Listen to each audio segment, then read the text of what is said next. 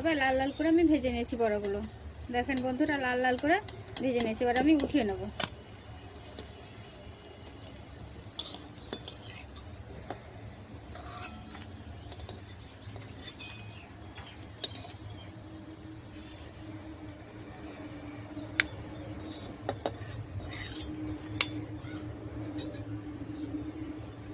ওই তেলে আর একটু অল্প করে তেল দিয়ে দেবো।